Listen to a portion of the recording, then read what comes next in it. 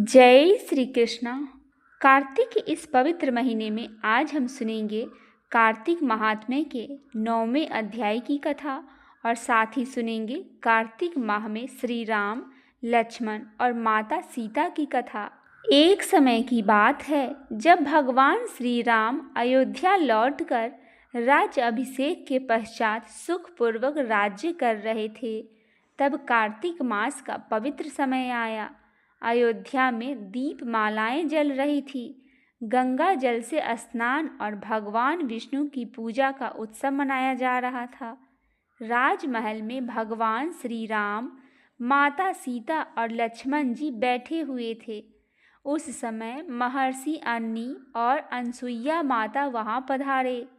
उन्होंने प्रभु को प्रणाम किया और कहा, हे रघुनंदन, यह कार्तिक मास चल रहा है। यह महीना भगवान विष्णु को अत्यंत प्रिय है। आपसे निवेदन है कि इस मास में कार्तिक व्रत, दीपदान और तुलसी पूजन का महत्व आप स्वयं अपने भक्तों को बतलाइए। भगवान श्री राम मुस्कुराए और बोले, हे मुनि श्रेष्ठ, कार्तिक मास मेरे आराध्य श्री हरि विष्णु का प्रिय काल है। इस माह में जो भक्त स्नान, दान और दीपक का पूजन करता है वह विष्णु लोक को प्राप्त होता है, और जो मेरी कथा और सीता लक्ष्मण के साथ के प्रसंग का श्रवण करता है उसे जन्म जन्म के पापों से मुक्ति मिलती है। श्री राम ने अन्नी मुनि से कहा, हे मुनिवर, जब मैं वनवास में था तब भी मैंने कार्तिक मास का व्रत किया था। उस समय मैं, लक्ष्मण और सीता जनक नंदिनी पंचवटी में निवास कर रहे थे। कार्तिक मास का प्रथम दिन था। प्रभात बेला में गंगा समान गोदावरी नदी के तट पर हमने स्नान किया। मैंने तुलसी पत्र से भगवान विष्णु की पूजा की और सीता ने दीपदान किया। माता सीता ने कहा, प्रभु, आपने स्वयं कहा कि यह महीना श्री हरि विष्णु का प्रिय है, अतः आज से मैं प्रतिदिन तुलसी के समीप दीप जलाऊंगी। यह दीप मेरे पति श्री राम, मेरे देवर लक्ष्मण और समस्त प्रजा के कल्याण के लिए होगा। उन्होंने हर संध्या तुलसी के पास एक दीपक जलाया और उस दीप की ज्योति से सारा वन प्रकाशित हो गया। भगवान श्री राम ने सीता से कहा, सीते, तुम्हारा यह दीपक साक्षात विष्णु का रूप है। इससे न केवल हमें पुण्य मिलेगा बल्कि यह वंश का रक्षण भी करेगा। लक्ष्मण जी ने भी प्रणाम करके कहा, भैया, मैं भी कार्तिक मास में प्रातःकाल स्नान और व्रत का पालन करूँगा। आपके चरणों की सेवा ही मेरा कार्तिक व्रत है। लक्ष्मण सेवा ही सबसे श्रेष्ठ व्रत है। जो व्यक्ति कार्तिक में गुरु, माता पिता या प्रभु का सेवा करते हैं उसे वही फल मिलता है जो हजारों यज्ञों से मिलता है। लक्ष्मण जी प्रतिदिन सूर्योदय से पहले उठकर श्री राम और सीता के चरण धोते, फिर गोदावरी के तट पर जल लाकर पूजा करते। उन्होंने कार्तिक के पूरे महीने ब्रह्मचर्य और भक्ति का पालन किया। एक दिन कार्तिक पूर्णिमा के समय अन्नी मुनि और अनसुईया माता पंचवटी पहुँचे। उन्होंने देखा कि श्री राम, लक्ष्मण और सीता अत्यंत तेजस्वी रूप में पूजा कर रहे हैं। माता अनसुईया ने सीता से कहा, बेटी, तुमने इस महीने में जो व्रत और दीप दान किया है उससे न केवल तुम्हारा बल्कि सभी स्त्रियों का कल्याण होगा। कार्तिक में स्त्रियों द्वारा किया गया दीपदान लक्ष्मी प्राप्ति का साधन है। तब सीता माता ने विनम्रता से कहा, माते, मैं तो केवल अपने प्रभु की आज्ञा से यह कर रही हूँ। यदि मेरे दीपदान से सबका कल्याण होता है तो यह मेरे जीवन का सबसे बड़ा फल है। भगवान श्री राम ने अन्नी मुनि से कहा, मुनिवर, यह कार्तिक मास था जब मैंने रावण के वध से पहले अपने समस्त सैन्य सहित भगवान विष्णु की आराधना की थी। मैंने दीपदान किया, तुलसी पूजन किया और लक्ष्मण को आदेश दिया कि वे भी सभी वानरों के साथ कार्तिक स्नान करें। उसके बाद ही हमें विजय की प्राप्ति हुई। इसीलिए यह महीना विजय, शांति और धर्म की स्थापना का प्रतीक भी है। भगवान श्री राम ने सीता, लक्ष्मण और मुनियों से कहा, हे सीते, हे लक्ष्मण, कार्तिक में जो दीपक जलाता है उसके जीवन में कभी अंधकार नहीं रहता। दीपक का प्रकाश केवल बाहरी नहीं, वह आत्मा के अंधकार को भी मिटा देता है। जिस घर में कार्तिक के महीने में तुलसी के पास दीपक जलता है, वहाँ पाप, रोग और दरिद्रता नहीं टीकती। राम सीता का पूर्ण मिलन की कथा। कालांतर में जब रावण वध के बाद सीता का अग्नि परीक्षा द्वारा शुद्धकरण हुआ और फिर श्री राम ने अयोध्या लौटकर राज्य कार्य संभाला, उस समय भी कार्तिक मास था। अयोध्या नगरी दीपों से जगमगा रही थी। सभी लोग कार्तिक पूर्णिमा के दिन सरयू में स्नान कर रहे थे। माता सीता ने उस दिन कहा, प्रभु, वन में जब मैंने दीप जलाए थे तब वह हमारे वियोग का समय था। आज वही कार्तिक मास हमारे पूर्ण मिलन और शांति का प्रतीक बन गया है।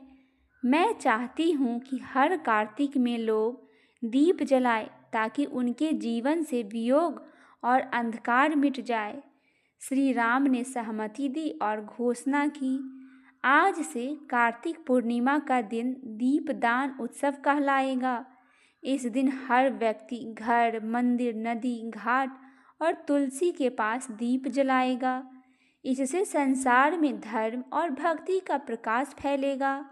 माता सीता ने समस्त स्त्रियों को आशीर्वाद दिया। जो स्त्री कार्तिक मास में स्नान करके स्वच्छ वस्त्र धारण कर भगवान की पूजा करती है और दीप जलाती है, उसके जीवन में सौभाग्य, सुख और शांति का अभाव नहीं रहता।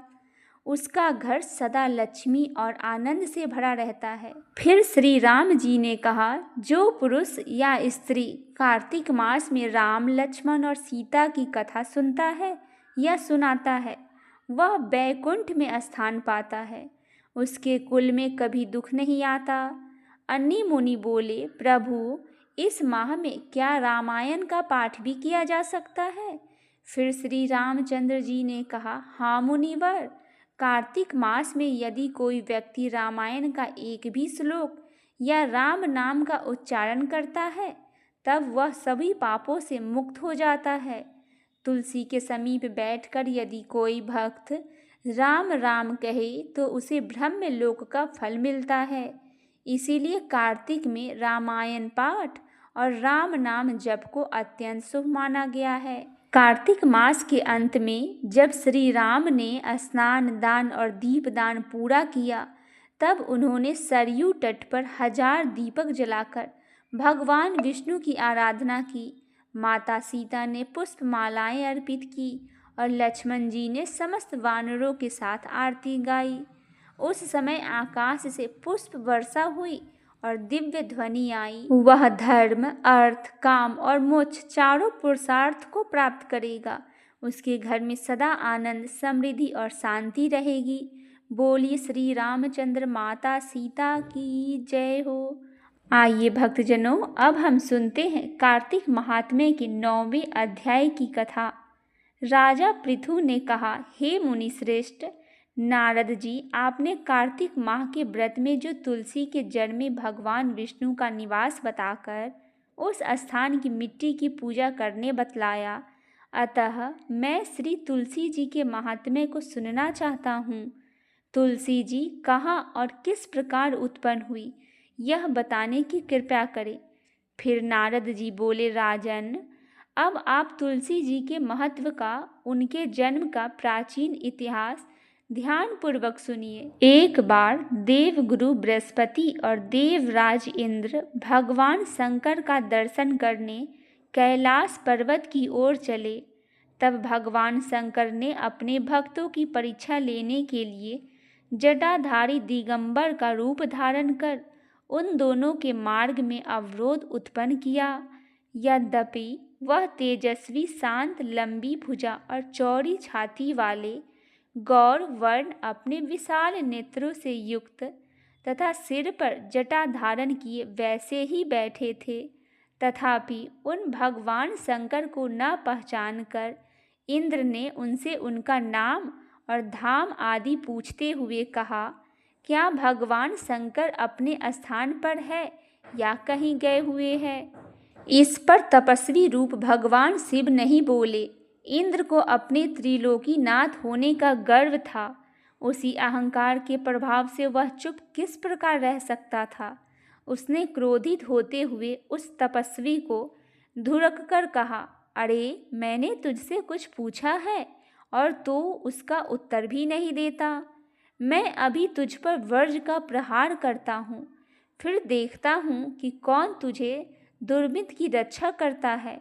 इस प्रकार कहकर जैसे ही इंद्र ने उस जटाधारी दिगंबर को मारने के लिए हाथ में वज्र लिया, वैसे ही भगवान शिव ने वज्र सहित इंद्र का हाथ स्तंभित कर दिया और विकराल नेत्र कर उसे देखा। उस समय ऐसा प्रतीत हो रहा था कि वह दिगंबर प्रज्वलित हो उठा है और वह अपने तेज से जला देगा। भुजाएं स्तंभित होने के कारण इंद्र दुखित होने के साथ साथ अत्यंत कुपित भी हो गया, परंतु उस जटाधारी दिगंबर को प्रज्वलित देखकर बृहस्पति जी ने उन्हें भगवान शंकर जानकर प्रणाम किया और दंडवत होकर उनकी स्तुति करने लगे।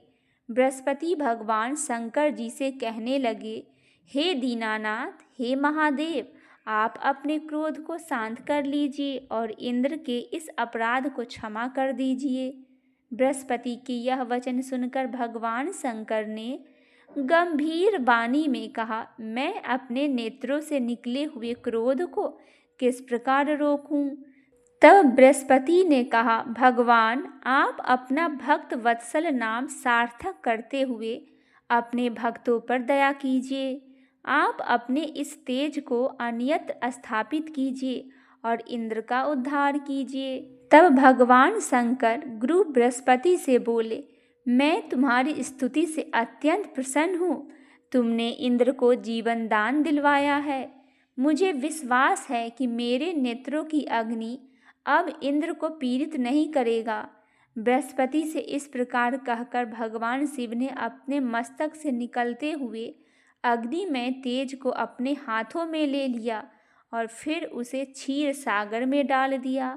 तत्पश्चात भगवान शंकर अंतर्ध्यान हो गए। इस प्रकार जिसको जो जानने की कामना थी उसे जानकर इंद्र तथा बृहस्पति अपने अपने स्थान चले गए। बोलिए महादेव शिव शंभू की जय, लक्ष्मी नारायण भगवान की जय। इसके आगे की कथा हम कल के वीडियो में सुनेंगे। इसके लिए आप हमारे चैनल को सब्सक्राइब और वीडियो को लाइक और शेयर अवश्य करें और कमेंट में जय श्रीमन नारायण अवश्य लिखें।